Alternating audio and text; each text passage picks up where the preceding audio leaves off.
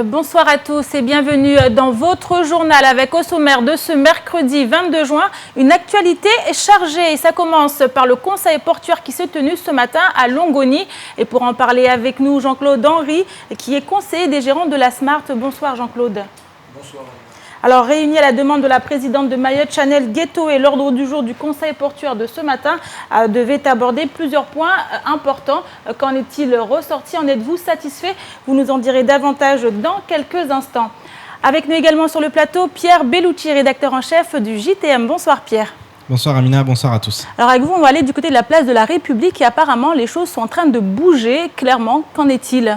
Alors effectivement, les expulsés de la place de la République sont en train de quitter la place de la République pour se diriger, grâce à des bus qui ont été affrétés par la préfecture, se diriger vers le Bengali. Souvenez-vous, hier nous recevions Michel Ngoma, qui est le responsable de l'hôtel Magali. Il nous expliquait justement, vous voyez, on voit les images là, de ces bus qui vont amener ces personnes qui étaient place de la République jusqu'à l'hôtel Bengali.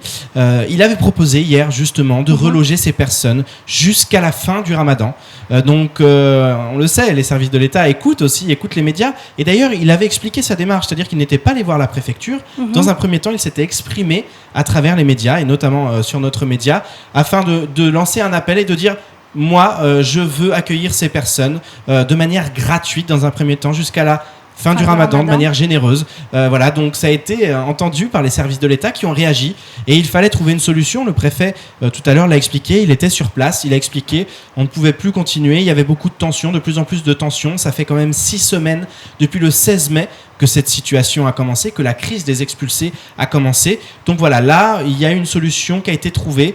Alors, bonne ou mauvaise, c'est une autre histoire, mais en tout cas, ce soir, ils vont dormir à l'hôtel Bengali. Donc la suite est bien évidemment dans nos prochaines éditions, puisqu'on suivra cette affaire de très près, Pierre. Complètement, Amina. Il faut dire aussi quand même que c'est une situation qui, on a pu discuter avec les associations il y a quelques minutes. Tout le monde est quand même très content. On sait que c'est provisoire. C'est pas une solution qui va durer dans le temps. C'est pas quelque chose qu'on peut se réjouir parce qu'on sait qu'il pourrait y avoir d'autres personnes qui vont arriver sur cette place de la République, d'autres expulsés, éventuellement, étant donné la situation. Donc, où vont-ils aller? Ça, on ne sait pas vraiment. Vont-ils tous aller à l'hôtel Bengali? Est-ce que l'hôtel Bengali va devenir une sorte de camp des réfugiés? Il y a beaucoup de questions qui tournent autour. On le sait, il y avait eu un terrain public, notamment le terre-plein de Mtsapéré, ça avait été refusé par la population. Là, on est sur un terrain privé, donc le problème ne se pose plus. Maintenant, qu'est-ce qui va en être après le Ramadan? On ne sait pas, c'est une solution provisoire, ça laisse du temps au service de l'État, ça laisse du temps un petit peu à tout le monde, ça va peut-être aussi calmer les esprits. Donc voilà la situation au moment où nous parlons actuellement. Merci beaucoup Pierre, vous restez avec nous et comme annoncé lors de notre édition d'hier, le conseil portuaire s'est bien tenu ce matin à Longoni, convoqué en urgence à la demande de la société MCG. L'ordre du jour devait aborder plusieurs sujets primordiaux, à savoir la nouvelle tarification de l'outillage ou encore l'état du quai numéro 1. Les discussions ont duré plus de 3 heures et la balle est désormais dans le camp du conseil départemental. Les explications dans ce sujet signées Abbas Alidi, Pierre Bellucci et Jérôme Comon. Convoqué en urgence, le conseil portuaire qui s'est tenu ce matin promettait d'être animé. Il faut dire que l'ordre du jour favorisait les discussions. Règlement d'exploitation du port de Longoni, tarifs d'utilisation des outillages publics, droit de port des navires ou encore état du quai numéro 1. Autant de sujets qui font la une de l'actualité depuis plusieurs mois. Et après plus de 3 heures de discussion, la directrice de Mayotte Channel Gateway s'est dite satisfaite. Bon, moi, comme vous voyez, c'était 3 heures et quelques pour 3 points. Assez houleuses, mais des différents points. Et on a chacun eu notre conseil juridique avec nous. Le président a autorisé que les conseillers pouvaient parler. Du coup, M. Virin à se joindre aussi à Jean-Claude Henry. Voilà, ça veut dire... beaucoup de choses, le vote est bien passé, correctement, comme ça doit être, et que sur tous les points, l'avis était positif. Mais les tarifs de grue étaient abordés, étaient acceptés. Le droit de port était accepté parce que la dernière fois c'était 2007 que c'était. Le tarif complémentaire était accepté, mais il faut trouver des dérogations pour le faire accepter parce que c'est des services au navire. Si les avis ont été positifs, seul le conseil départemental est habilité à trancher. Pour la première vice-présidente Fatima Soufou, la matinée a été fructueuse. Il est vrai qu'il y avait 2 points très importants. C'est le règlement d'exploitation qui régit tout sur le port et les tarifs des grues et d'autres tarifs. Les acteurs du port ont validé les deux points avec des observations. Il faut savoir que le conseil portuaire donne des avis. Et il reste au président du conseil départemental de valider et le règlement d'exploitation en tenant compte des observations émises par les acteurs. Et aussi, c'est à lui d'arrêter au final les tarifs qui doivent être appliqués au port. Et encore une fois, en tenant compte des avis et des observations des acteurs. Prendre en compte les avis et les observations. Voilà le rôle du conseil départemental, même si beaucoup se sont étonnés de l'absence du syndicat des transitaires, qui avait pourtant exprimé sa colère ces derniers jours. En effet, après la nouvelle tarification de l'outillage proposé par MCG et l'augmentation de certains prix, le syndicat est vivement monté au créneau. Du côté du conseil départemental, le sujet semble pris très au sérieux, d'autant qu'un rapport de l'ACATRAM émet de sérieux doutes sur les tarifs proposés par MCG. Je veux aussi souligner que concernant les tarifs, nous avons donné un expert le rôle de nous donner son avis sur ces tarifs qui sont en contradiction avec la position de notre délégataire. Et évidemment, nous allons rediscuter ensemble pour trouver un juste milieu par rapport aux tarifs, parce qu'à l'heure actuelle, le département considère que les tarifs sont très élevés par rapport à ce qui se passe au port. Selon les parties interrogées ce matin, le conseil portuaire a donc été positif, même si tous ces avis demeurent consultatifs et que la question des tarifs reste encore et toujours aussi sensible. Alors Jean-Claude Henry est avec nous sur le plateau, on le disait tout à l'heure, donc vous êtes conseiller des gérants de la Smart. On a vu tout à l'heure, donc ce matin, s'est tenu ce conseil portuaire avec 4 points qui devaient être abordés, notamment la tarification de l'outillage, et a priori là, ça pose vraiment problème. En préambule, je commençais d'abord par parler de la manière dont les choses ont démarré. Je vais revenir en préambule sur la manière dont les choses se sont passées, en sachant que la convocation en urgence de ce conseil portuaire de ce matin, nous l'avons reçu vendredi en fin d'après-midi.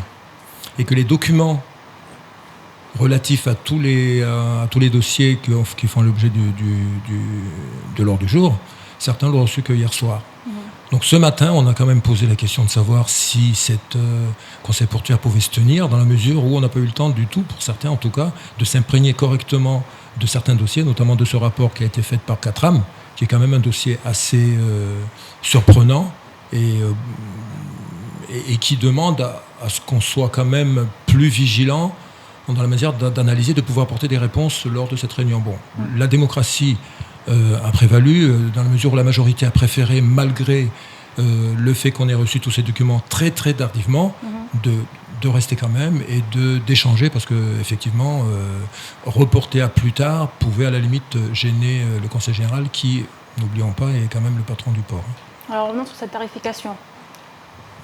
Sur la tarification, le gros souci, c'est que, très surprenant, c'est qu'on découvre, et si on prend mot à mot ce rapport, on en vient à se poser la question de la crédibilité des éléments qui ont constitué les tarifications, enfin en tout cas les tarifs, et du fournisseur, et du transporteur, et qui aboutit aujourd'hui à ce qu'on soit, par rapport à un prix qui peut paraître pour certains, en tout cas par rapport à ce rapport exorbitant, se poser sérieusement la question sur quelle base aujourd'hui doit statuer le conseil général pour arriver, comme dit Madame Fatima, à, je ne dirais pas couper la poire en deux, mais à avoir des éléments qui permettent d'aboutir à ce que ces tarifs soient minorés.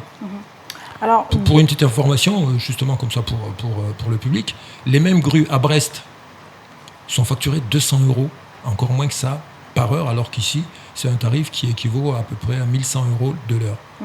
Alors, parmi les points abordés, il devait y avoir le règlement d'exploitation, le droit de port pour les navires, la tarification également, l'état du quai numéro 1. A priori, le dernier point n'a pas été abordé.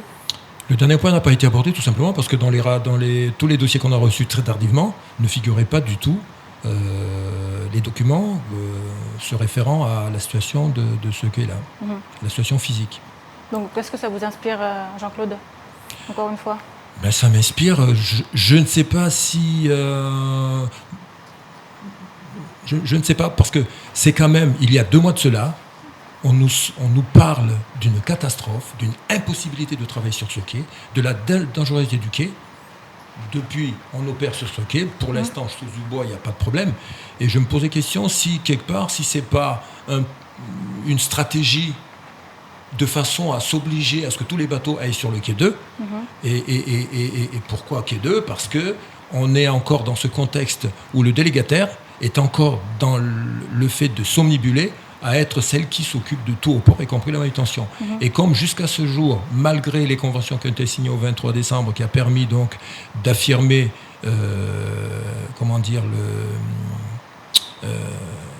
la compétence et la capacité de Smart d'opérer en tant que manutentionnaire, avec une convention complémentaire qui suggérait que la Smart puisse être amenée à conduire les grues, et bien jusqu'à maintenant, on reste encore avec la présidente du MGC qui s'entête encore exactement à s'imaginer que de toute façon, il est hors de question que les grutiers de la Smart conduisent ces grues-là. Alors, on sait que le conseil portuaire, c'est consultatif, en fait, l'avis est consultatif. Et vous attendez quoi, clairement, du conseil départemental dans cette affaire-là ? Non, moi, je suis confiant.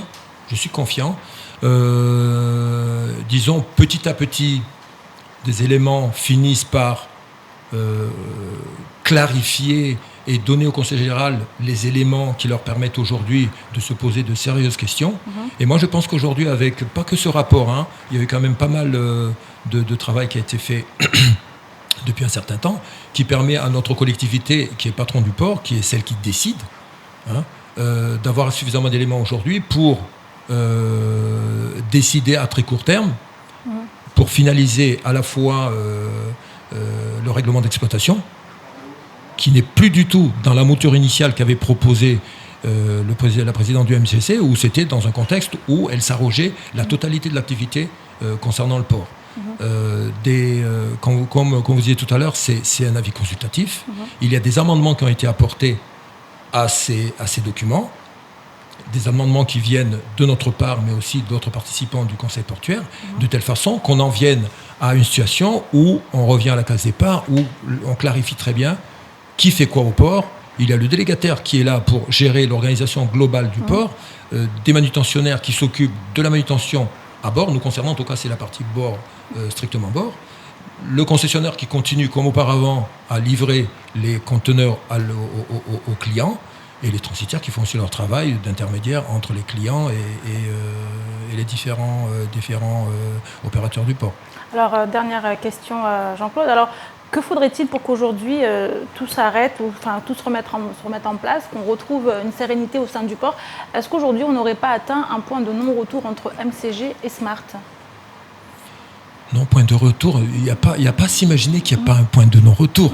Le problème ne se passe pas, il ne faut pas s'obliger à s'imaginer que c'est un problème où il n'y a pas d'arbitre.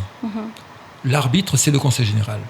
Il faut être clair, le patron du port et la personne qui décide, c'est le président du Conseil général. Aujourd'hui, le président du Conseil général, à travers le rapport de 4 âmes, pour ce qui concerne les tarifs, et de tous des conventions qui ont été signées le 23 décembre, le président du Conseil général, aujourd'hui, est à même de procéder à un arbitrage qui fasse que l'intérêt général et l'intérêt des importateurs soient en considération avant de se poser la question de l'intérêt de la Smart ou de MCG. On est 2 acteurs sur le port, un qui est gestionnaire, nous on est manutentionnaire et on ne demande pas, c'est pas la lune qu'on demande, c'est simplement de faire le travail que les manutentionnaires font dans les ports de France et de Navarre, où on ne peut pas s'imaginer que le délégataire du port en viennent tout simplement à s'imaginer qu'on est dans un contexte qui n'est pas du tout celle de Mayotte. On n'est pas sûr dans un contexte de comment on appelle ça, de convention terminale, où c'est un statut complètement différent, où effectivement le concessionnaire est complètement libre des investissements qu'il fait, des tarifs qu'il fait. C'est assez risque et péril, alors que là c'est une délégation de service public où il ne faut quand même pas oublier où les contribuables participent à une hauteur très importante de tous ces investissements qui sont faits au port. Donc c'est pas simplement nous contribuables, vous contribuables, on a notre mot à dire par rapport à la gestion de ce port. Merci beaucoup Jean-Claude Henry pour toutes ces précisions. Je rappelle que vous êtes conseiller des gérants de la Smart. Et on continue avec cette pièce de théâtre qui ne vous laissera sûrement pas indifférent. En tout cas, ce matin au collège de Kawini 2, la représentation a fait beaucoup d'effets sur le public. Présentée par les élèves de la classe de 3e Jakarta du collège de Ngombani, la pièce aborde des thématiques souvent sujettes à polémique, comme la polygamie ou encore d'autres. Le tout dans un ton à la fois drôle et très profond. Les précisions avec Pierre Bellucci. Regardez-moi bien cette beauté-là. J'agrande.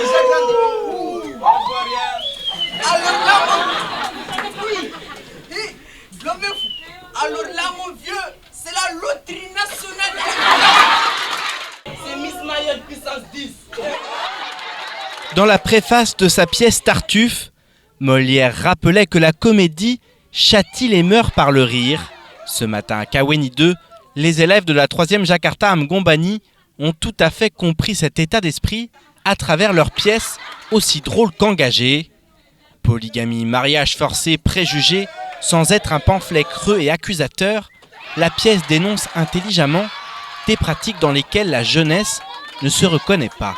Cette pièce elle est venue à cause des conflits qu'on voit tous les jours, de nos tantes ou de nos propres mères.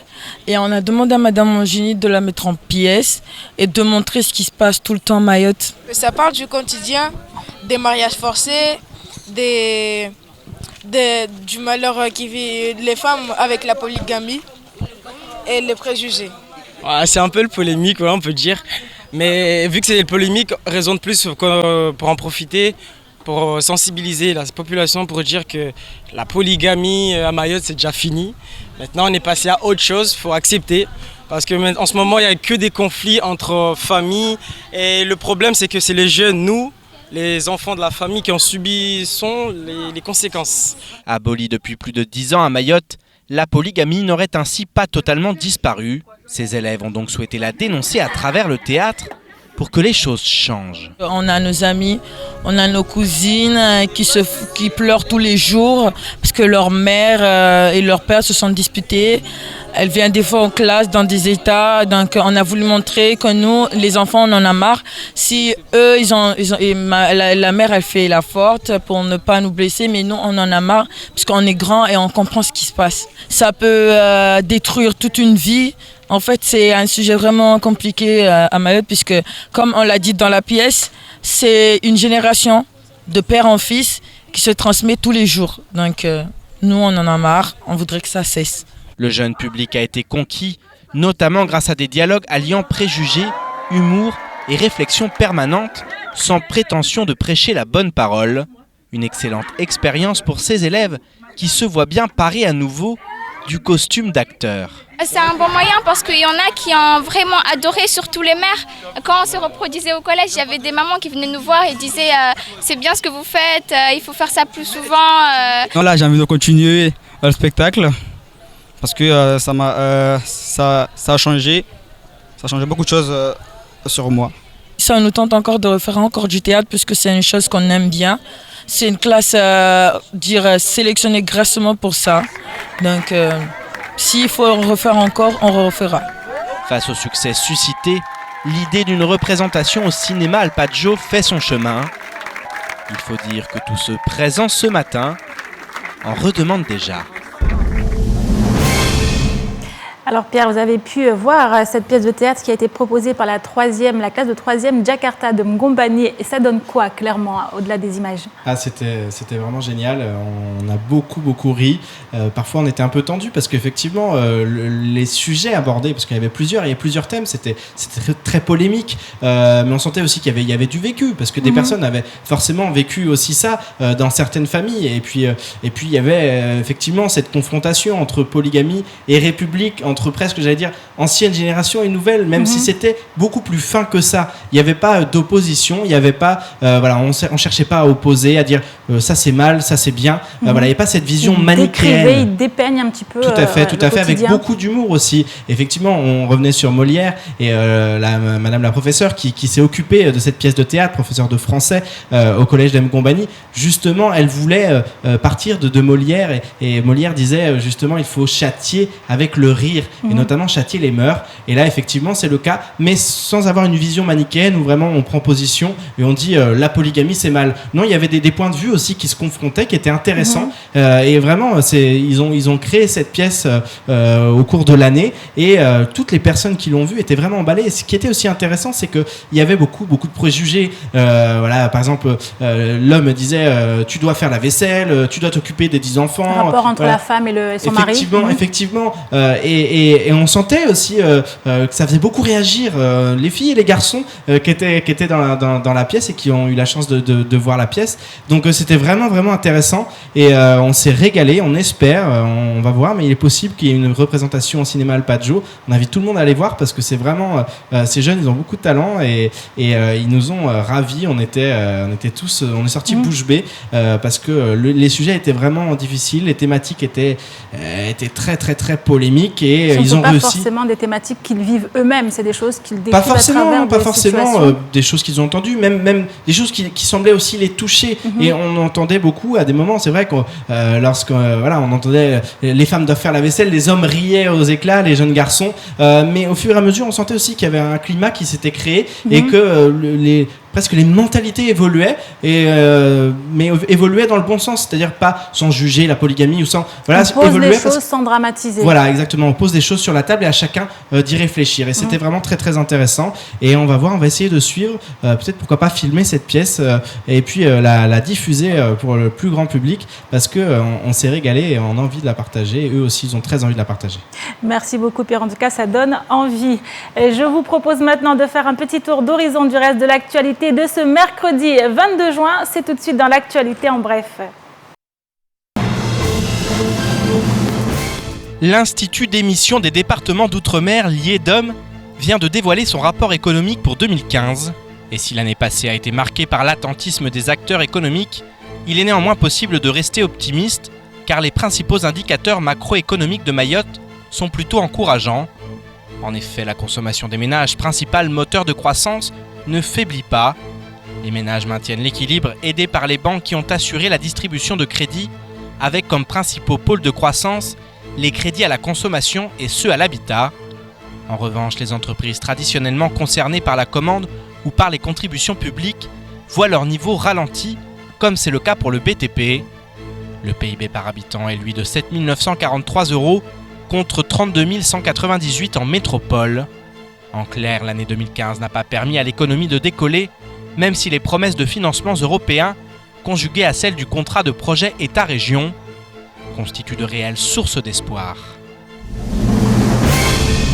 La loi NOTRe a bouleversé l'organisation territoriale du pays et modifié la prévention et la gestion des déchets, devenue compétence des conseils régionaux. Un décret daté du 17 juin vient clarifier les dispositions à venir et dont Mayotte va dépendre. Il concerne les conseils régionaux, producteurs de déchets et entreprises de gestion des déchets, collectivités territoriales, services de l'État, etc. Le texte confie ainsi aux conseils régionaux la responsabilité et la coordination des actions entreprises par l'ensemble des parties prenantes concernées.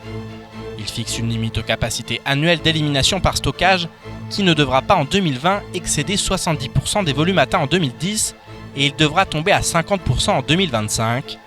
Toutefois, ces objectifs sont reportés en 10 ans pour la Guadeloupe, la Guyane, la Martinique, la Réunion et Saint-Pierre-et-Miquelon. Ils sont également allégés pour Mayotte, qui pourra suivre un rythme moins contraint afin de prendre le temps de s'adapter. aux exigences nationales. Qui a dit que les hommes politiques mahorais n'existaient pas au niveau national ? Certainement pas Amada Hamidou Sidi, ancien vice-président de la Ligue mahoraise de football et homme politique très engagé, notamment sur le territoire de la commune de Koungou. Ce dernier vient en effet d'annoncer sur les réseaux sociaux « Je serai candidat pour les primaires de la gauche en janvier 2017 en vue des présidentielles », avec de vraies propositions pour la nation française pour redonner ses titres de noblesse à notre État, à notre économie, notre diplomatie, notre armée et réaffirmer la puissance de la France dans le monde. La toile s'est alors enflammée en prenant à la légère cette annonce qui n'a pourtant rien d'une vaste plaisanterie. Il aura cependant fort à faire, mais l'homme politique mahorais semble déterminé à apporter une vision nouvelle de la gauche, tant à Mayotte qu'au niveau national. Et on termine avec ce coup de cœur que l'on doit aux élèves de 3e du collège de Kawini 2. Après plusieurs mois de travail, ils ont présenté ce matin leur clip de sensibilisation à la beauté de Mayotte. Un projet initié sous l'égide de leurs professeurs, sensibiliser la population sur l'importance de la préservation des richesses naturelles de l'île, mais surtout faire en sorte que chacun se sente responsable. Tels sont les objectifs poursuivis par nos ambassadeurs en herbe. Les images sont signées Pierre Bellucci et Jérôme Como. Avec l'un des plus beaux lagons au monde et des paysages de rêve à perte de vue, Mayotte est à maintes fois décrite comme une île paradisiaque. L'île au lagon, l'île au parfum, les qualificatifs ne manquent pas, mais une fois sur le terrain, la réalité est souvent bien moins flatteuse. Montagnes de déchets, pollution et dégradation de l'environnement sont malheureusement des scènes qui font partie du quotidien des Mahorais. Des gens qui habitent l'île sont croyants. Plus de 98% croient en un créateur. Alors je ne dis pas qu'il faut croire ou ne pas croire, mais lorsqu'on remarque que l'île est polluée, en gros, est-ce qu'ils respectent la création ? Voilà. Donc nous, par rapport à ça, j'aimerais sensibiliser les gens qui habitent l'île pour leur dire que c'est important de respecter la création si vraiment ils sont croyants. Et ce constat n'a pas échappé à ces élèves de 3e qui, à leur manière, ont décidé d'agir. On s'est tous consultés et on s'est dit qu'il fallait qu'on fasse quelque chose pour améliorer la beauté de l'île. Et c'est comme ça que l'idée est venue en fait. Conscients qu'ils sont l'avenir de Mayotte, ces jeunes ont parfaitement saisi le rôle primordial qu'ils ont à jouer. Ce sont les jeunes qui vont plus tard préserver Mayotte, donc c'est à eux d'être les gardiens de cette île. Moi je suis fière de ma classe et franchement j'espère que ça va toucher les gens et qu'on va réussir à sensibiliser quand même la population de Mayotte pour essayer de préserver l'île en fait au maximum. Et qui dit sensibilisation dit bien évidemment large mobilisation. Alors pour être sûr que le message parviendra au plus grand nombre, les élèves ont également fait appel à des personnalités locales. Nathalie Costantini, vice-recteur de Mayotte, Génial Atoumani ou encore Daniel Zaidani, tous ont répondu présents face à l'importance de ce type d'action. Vous savez, Mayotte, c'est une petite île de 374 km² avec une population estimée à 220 000. On parle d'ici 2050 de 300 000 habitants. Donc vous voyez bien que l'augmentation prévue de la population est rapide et énorme. Et c'est pour ces raisons qu'il est essentiel que chacun fasse l'essentiel pour maintenir l'île dans un état satisfaisant. Reste maintenant à espérer que nombreux sont ceux qui suivront l'exemple, car au-delà de la préservation de l'environnement, il en va ici tout simplement de l'avenir de Mayotte.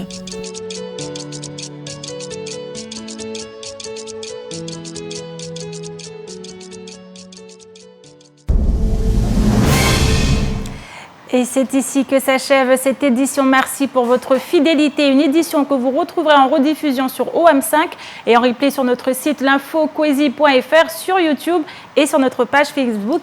À suivre juste après le face-à-face, suivi ensuite des temps de parole. Ali Combo Debré, puis maître Yanis Swahili. Ils étaient ce matin au micro de Patrick Millan. Et demain, prochain rendez-vous avec l'actualité le matin dans la matinale avec le journal en radio présenté par Pierre Bellucci. Excellente soirée à vous sur KTV.